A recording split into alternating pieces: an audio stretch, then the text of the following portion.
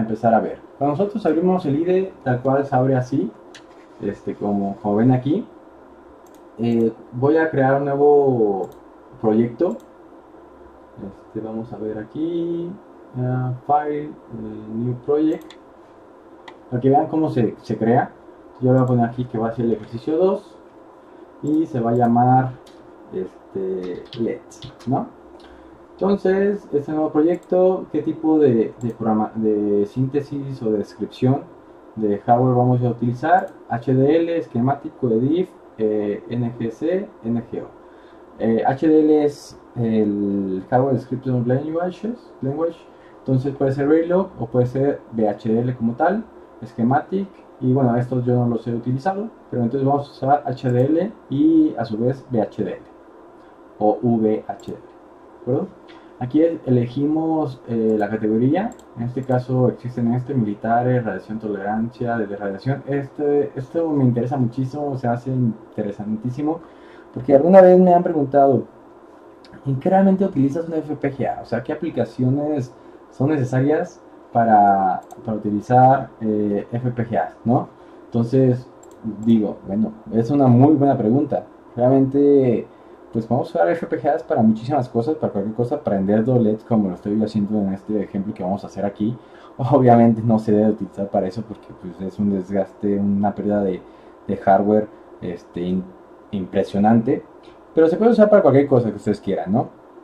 Pero las aplicaciones realmente buenas que se han hecho o a la cual han estado pensados, pues obviamente a radares, militar, aeroespacial, incluso como aquí lo indica, tolerante a radiación es porque hay algunos FPGAs que han ido al espacio a hacer algunas pruebas, entonces ocupa ser tolerante a la radiación que existe en el espacio exterior. ¿De acuerdo? La familia que podemos programar con este lenguaje, bueno, miren, aquí sí parece que podemos programar Kintex y Sync, Space Gray, que es el Virtex que les indico que es para radiación, de hecho es el Virtex 4, Spartan 3, la gama baja, e incluso entre gamas bajas pues hay diferentes modos, ¿no? DCP de procesamiento digital de performance, el Spartan 3 es el normal y el Spartan 3A y 3AN que es como de bajo consumo, y el 3C que es el más sencillo, ¿no?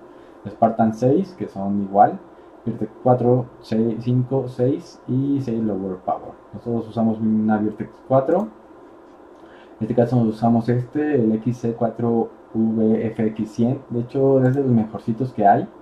El mejor pues es el LX200, yo estoy utilizando un FX100, no es el mejor, pero sí es muy bueno.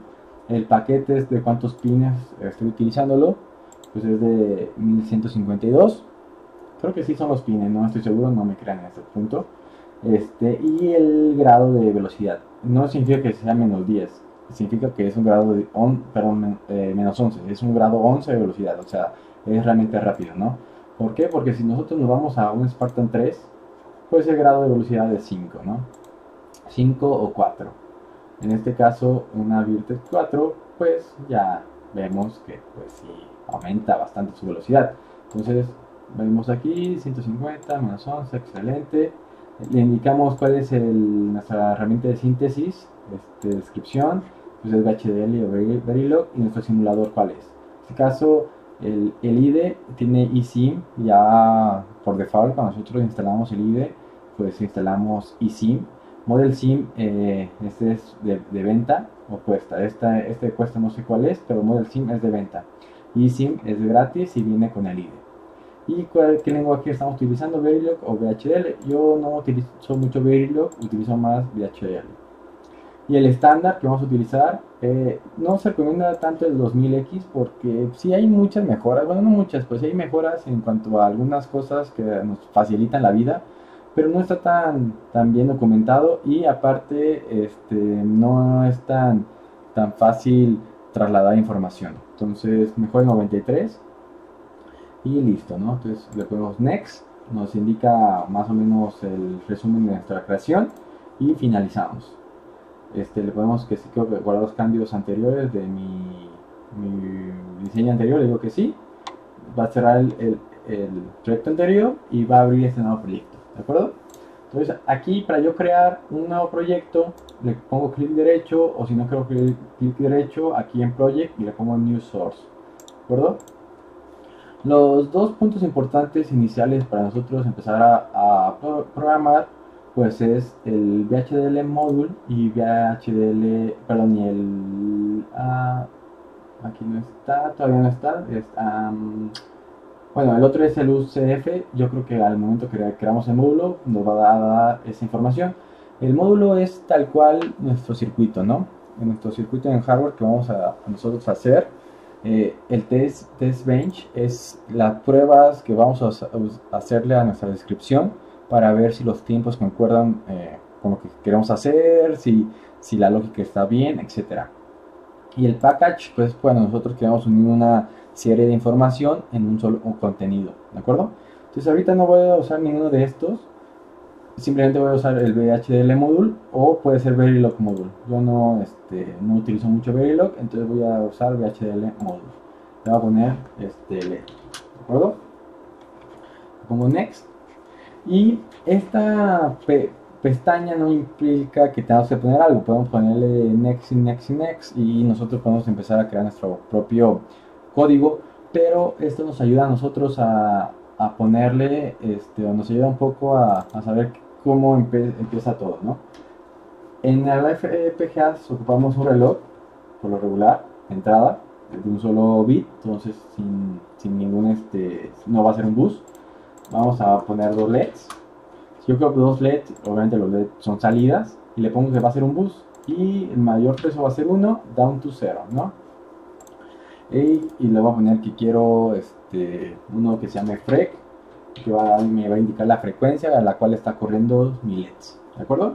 Y eso yo lo voy a hacer solamente para verlo en el osciloscopio. Entonces aquí le pongo que también va a ser una salida y no va a ser un bus, simplemente va a ser una salida de un bit. Le pongo next. Bueno, antes de esto aquí la entidad se llama LED, mi entidad es mi circuito, entity se llama LED. Y mi arquitectura, ¿qué tipo de arquitectura voy a utilizar? Yo puedo tener para un mismo circuito diferentes arquitecturas, pero al final solamente se va a utilizar una arquitectura. Es solamente para definir arquitecturas y ver a lo mejor comparaciones entre ellas o algún otro motivo muy específico, pero realmente por lo regular se usa una sola arquitectura. Ponemos next y te dice más o menos los puertos de entradas, salidas, cuáles son buses, etc. Entonces, crea una plantilla muy sencillita donde están mis puertos, o sea mis pines de entrada y salida, la entity que es mi circuito llamado LED y mi arquitectura interna de mi circuito que se llama behavioral, ¿de acuerdo? Ese se puede haber llamado como ustedes hayan querido, no hay ningún problema. Entonces así se crea la primera plantilla. Ahora, ya que vieron cómo se crea la primera plantilla, voy a cargar lo que sería mi archivo que yo ya tenía ya hecho para no perder más tiempo. Entonces aquí le pongo proyectos recientes y se llama Vertex 4-1 ¿de acuerdo? Entonces yo ya creé aquí, al inicio te da esta librería normal donde nos importa el stdlogic. stdlogic es un tipo de variable que no es por default de VHDL. VHDL no tiene como tal stdlogic, se llama standard logic y se utiliza para definir varios estados en nuestros pines. ¿A qué me refiero con esto? Cuando nosotros utilizamos un bit, los valores normales que tenemos es 1 o 0, ¿no? O mi bit vale 1 o mi bit vale 0, mi pin vale 1 o vale 0. Entonces son los dos estados binarios que se tiene por default. Pero en un sistema real, pues no solamente tenemos esos dos sistemas, esos dos valores, también tenemos el indeterminado, es decir, que yo no sé en dado momento qué vale mi pin porque nadie me ha dado la información correcta para yo mandar una salida adecuada a mi pin, o flotante porque yo no sé qué valor tengo acá y está fluctuando en cierto tiempo, entonces yo no te puedo dar un valor determinado. Puede ser que sea transición de tercer estado. ¿Por qué? Porque yo quiero que internamente esté en alta impedancia y no mande nada a la salida, o internamente tenga que ser en alta impedancia y no me dañe el pin, y otros valores más, ¿no? Creo que son como 9 estados realmente los que se utilizan, o los reales en un pin, ¿no? En un sistema lógico son estos los valores que realmente son los utilizados, que realmente son los reales, no solamente los ideales, que sería 0 y 1. ¿Ok? En VHDL, pues nosotros tenemos que crear todos los circuitos. No es como que tengamos una instrucción de suma y una instrucción de resta y una instrucción de multiplicación. Entonces el lenguaje no me permite a mí sumar, restar y multiplicar como si fuera pan comido. ¿Por qué? Porque realmente no tiene un circuito al cual tomar como referencia y decir, vamos a utilizar esta multiplicación, vamos a utilizar este circuito como mi suma. Entonces también hay unas librerías que te tienen o te hacen ese trabajo ya por ti. Se llaman STD Logic Unsigned o Signed, depende de la lógica que estamos utilizando, y el Numeric STD. Esto a nosotros nos permite obtener o utilizar algunas notaciones básicas, como el signo de suma, el signo de resta, el signo de multiplicación, que son tan básicas para nosotros como, digamos, gente que desarrolla software en un microcontrolador, que no nos percatamos, no sabemos que realmente esa síntesis de ese circuito pues no solamente es automático, ¿no? Eso implica algo en hardware, implica algunas compuertas interconectadas entre sí para nosotros dar el resultado de suma, el acarreo, etcétera. Entonces, en VHDL tenemos que crear todo este sistema desde abajo. Por eso que les digo que para mí, quien me diga que VHDL es un sistema más sencillo de programar o de sintetizar que un microcontrolador, o la lógica más bien que se utiliza en estos dos sistemas, pues está totalmente equivocado. ¿Por qué? Porque aquí hay que preocuparnos realmente desde abajo, desde ver que un transistor esté bien conectado con otro transistor y me dé una salida correcta, ¿no? Y un tiempo adecuado, en donde un microcontrolador pues ya te lo da. ¿Por qué? Porque la arquitectura del fabricante ya se tomó esas consideraciones y a ti te dijo, aquí está, y tú solamente utiliza esta suma que yo ya creé en mi hardware. Entonces tú no te preocupes por eso. En VHDL tenemos que preocuparnos realmente por todo eso y crear todas esas interfaces básicas para nosotros empezar a hacer una aplicación mayor. También hay algunos que se llaman IP cores. Los IP core pues ya son propiedades intelectuales, donde una persona dice, ¿sabes qué? Se utiliza demasiado una suma. Entonces yo distribuyo mi entidad suma, o sea, mi circuito suma, y se los vendo, se los doy gratis, como quiera que sea. Y entonces yo puedo jalar esa interfaz, esa suma, y yo instanciarla en mi código, y así sintetizar una suma sin que yo ya tenga que hacer ese procedimiento, ¿no? Para lo mismo para la multiplicación, para la multiplicación flotante, suma flotante, una FFT, cualquier otra aplicación que ustedes piensen, pues a lo mejor habrá alguien que ya la sintetizó, ya lo debugueó, ya vio su eficiencia, y lo único que tenemos que hacer es jalarlo, ¿no? Si no hicimos eso, lo tenemos que crear nosotros desde cero. Perfecto. Entonces, en este caso yo le llamé top, no le llamé LED. Le llamé top, CLK, LED de salidas y switch en lugar de FREC. ¿De acuerdo? Entonces, la arquitectura empieza aquí, donde dice arquitecture de mi circuito. Y is de que empieza la definición. Y se va a terminar con un end de mi arquitectura. ¿Bien? Ahora, hay varios puntos importantes aquí que considerar. Existe algo que se llama internamente señales. Dirán, ¿qué es una señal? O sea, pues sí entiendo que hay entradas y salidas de mi circuito, como si nosotros utilizáramos, no sé, una memoria EEPROM. Una memoria EEPROM tiene sus entradas de SPI y a lo mejor sus entradas de chip select, ¿no? O de habilitación, etcétera. Pues esas entradas físicas que tiene su EEPROM, que son 6, 7 pines, pues realmente son estos, lo que está en port. Lo que está aquí en port son las entradas físicas de nuestro circuito, ¿no? Realmente. Pero internamente el circuito debe haber unas interconexiones entre cada una de sus componentes internos, ¿no? Es decir, SPI ocupa un chip register que va a estar recorriendo la información serial para convertirla en paralela y nosotros leerlo, ¿no? Entonces, ese chip register realmente eso es otro circuito interno de nuestra memoria EPROM. Entonces, nosotros tenemos que crear ese circuito interno adentro de nuestro circuito. También existirá a lo mejor, no sé, un corrimiento, una suma de registros o una memoria interna RAM que me indique en qué posición de registro estoy. Entonces ese es otro circuito interno que existe adentro de mi integrado. Entonces todas estas interconexiones que va a haber entre el chip register, entre la RAM de mis registros, entre mi otro chip register de transmisión, entre mi detección de reloj, todos esos circuitos o minicircuitos internos que están ahí, hay que tenerlas o hay que interconectarlos entre sí. Entonces, para interconectarlos entre sí se les llama señales, signals. Estas signals se crean antes del begin, del inicio de mi arquitectura. Yo le tengo que indicar qué señales voy a utilizar, cuáles se van a intercomunicar entre qué, para que yo después de eso dar una salida final, ¿no? O de la entrada inicial, modificar mi entrada inicial, un proceso intermedio y después dar una salida final, ¿de acuerdo? Entonces, se llaman señales y hay otras cosas que se llaman variables. Bien, eso ahorita lo voy a explicar, pero este programita es muy sencillo.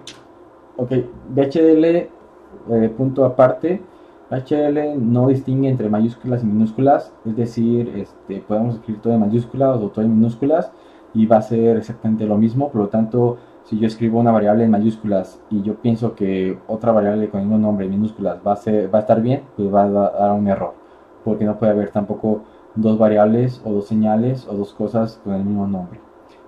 Y como no distingue entre mayúsculas y minúsculas, pues ahí está ese punto específico. Entonces podemos intercambiar entre mayúsculas y minúsculas y no hay ningún problema. Bien, entonces ahorita lo que vamos a ver en este momento, pues será el process. ¿Qué es un process? Un process depende de algunas entradas o puede no depender de nada, pero por lo regular depende de alguna señal o de algún puerto, ¿no? De entrada. ¿Y cómo que depende de esto? ¿A qué me quiero dar a referir que depende de? Si existe alguna modificación en esa señal o en ese puerto, va a entrar al proceso. Es un evento, es como detección de eventos. Entonces, digamos que mi reloj, en este caso este proceso, está dependiente de mi reloj. Y mi reloj, mi CLK está en 1 siempre. Entonces nunca va a entrar al proceso. Pero en el momento que cambia a 0, hubo un evento ahí, ¡pum!, y dispara el proceso. ¿Sabes qué? Yo ya entro a mi lógica. ¿Por qué? Porque hubo un evento en esta señal que yo estoy dependiendo. ¿De acuerdo? Entonces en la señal que yo dependo, entra el proceso y hace lo que tenga que hacer y simplemente sale y tal cual, ¿no? Entonces no siempre va a estar haciéndose a menos que las señales o los puertos dependientes pues cambien. Y ya dependiendo de cuál fue el cambio, pues yo hago una cosa o hago lo otro. ¿De acuerdo? Entonces aquí yo inicio y veo que existe algo que se llama variable. Mi variable o mi punto variable es que puede modificarse internamente en el proceso sin ningún problema. Es como secuencial. El cambio de mi variable va a ser secuencial en mi proceso. Pero una señal no puede ser cambio secuencial. Y tampoco un puerto puede ser un cambio secuencial. ¿A qué me refiero con esto? Aquí en mi proceso voy a explicarlo a ver si se puede entender un poquito. En este if yo checo si mi CLK es igual a 1, es decir, que hubo un flanco hacia arriba, hacia el flanco de subida, y si hubo un evento de mi CLK. Obviamente este evento de mi CLK pues sí ocurrió porque está dependiendo de mi CLK, ¿de acuerdo? Pero bueno, hubo un evento de mi CLK y ese evento fue que cambió de cualquier valor indeterminado, tercer estado, cualquier valor cambió a 1. Okay. Si cambió a 1 ya tiene un valor establecido, entonces lo que va a hacer ten, entonces mi counter local va a aumentar en 1. Aquí yo estoy poniendo la suma, como les decía en un inicio, pues yo agregué esta librería. Si no tuviera esa librería no pudiera hacer esta suma. Aquí ya, como son cosas tan básicas que son requeridos para cualquier aplicación, pues VHDL pues, nos da esa posibilidad de sintetizarnos ese tipo de hardware. Pero en teoría nosotros debemos de tener esta responsabilidad de crear esa síntesis de mi suma. Bueno, entonces mi counter local suma en 1. Como mi variable puede aumentar secuencialmente, entonces yo le pongo esta notación, 2 puntos igual. 2 puntos igual indica que mi variable va a poder modificarse secuencialmente y automáticamente en el momento que yo le asigno un nuevo valor. Si yo tuviera y le asignara este tipo de valor, ese valor que yo estoy asignando se va a tomar en cuenta hasta el final de mi proceso. No se va a actualizar en el proceso inmediato. En la siguiente sentencia no valdría un número más. Valdría hasta que volvamos a entrar al proceso. Ahora sí valdría un 1. O un valor más 1. ¿De acuerdo? Entonces, aquí es un punto muy importante. Esta sentencia, 2 puntos igual, indica valor inmediato. Asignarle un valor inmediato a mi variable, y el menor igual indica asignarle un valor hasta terminar el proceso. ¿De acuerdo? Entonces, si yo utilizara con esta notación menor o igual y utilizara mi counter por acá, aquí también tuviera un menor igual, y da por aquí, mi counter al final de cuentas no va a valer ¿sí? Va a valer el valor último que yo le asigné. ¿De acuerdo? Pero hasta el final de mi proceso. Internamente mi proceso seguirá valiendo el valor anterior. ¿De acuerdo? Entonces, 2 puntos igual es valor inmediato a mi asignación. Checo si mi counter local es mayor a esta cantidad. Entonces, mi frec, que es una señal interna, va a ser XOR, es decir, lo va a negar. Esto es para yo crear un pequeño reloj que voy a mostrar en el osciloscopio y ver a qué frecuencia está corriendo mi cambio de LEDs, ¿de acuerdo? Después hay otra señal interna, señal interna que se llama counter LED, que sería esta, que inicia en 0, 0. 2 puntos igual en este contexto, es inicio de mi señal, el valor inicial de mi señal, ¿de acuerdo? Entonces, counter LED le voy a aumentar un 1. Si se fijan, aquí no puedo asignarle 2 puntos. ¿Por qué? Porque es una señal no puede cambiar inmediatamente en un proceso. Entonces, por lo regular, una señal solamente se va a poder indicar una vez, una sola vez, ¿de acuerdo? Entonces, esto lo voy a poner aquí afuera, aquí afuera, ¿de acuerdo? Entonces, pues ya, está eso. Si llega a esta cantidad, lo que va a pasar es que mi counter va a reiniciarse a 0. Tal cual, es un simple contador ahí que va a hacer dividir la frecuencia inicial para que mis LEDs cambien a cada cierto tiempo. ¿De acuerdo? Mi CLK inicia en 100 MHz y aquí vemos que son 3, 6, 7, 8. Va a ser aproximadamente 1 o 2 Hz, ¿no? De hecho serán a 2 Hz, o sea, 0.5 segundos va a haber un cambio de mi conteo. ¿De acuerdo? Y al final de mi proceso, yo saco mi proceso, termino mi proceso con en process, counter cycle, que se llama así mi proceso. Y al final siempre voy a asignarle el valor de mi frecuencia, de mi señal de frecuencia, a mi salida switch y mi counter LED a mi salida LED. ¿De acuerdo? Tal cual. Otro punto importante que se me había olvidado retomar, es el UCF. El UCF es el archivo de limitaciones de mi diseño. ¿De acuerdo? Entonces aquí yo le indico en qué pin quiero cada uno de mis puertos, ya sea CLK, mis LEDs, mi switch. Entonces yo le indico con net indica la ruta, o sea mi puerto llamado CLK, que va a ser un tipo reloj, un tipo CLK, un periodo. Esto no es necesario ponerlo porque realmente eso se va a hacer con al final de cuentas va a entrar los 100 MHz y aquí yo puedo decirle que puede ser 20 nanosegundos y en mi simulación pues va a ser 20 nanosegundos, y en mis diseños o en mis reportes finales me van a decir que va a haber un cierto tiempo, pero no va a ser real, porque aquí lo único que estoy indicando es mi frecuencia o mi tiempo estimado real que yo estoy esperando, ¿no? Y log es en qué pin voy a yo vincularlo. En este caso es en H17, y va a ser un estándar de entrada y salida de 3.3 volts, ¿de acuerdo? Y así con los LEDs y con el switch. Muy bien. Entonces, ya que elijo aquí el top o mi circuito principal, siempre va a estar así con esta pirámide aquí media extraña. Entonces aquí abajito les indica en Design, en la pestaña Design, si pueda sintetizar, implementar el diseño y generar mi archivo de programación.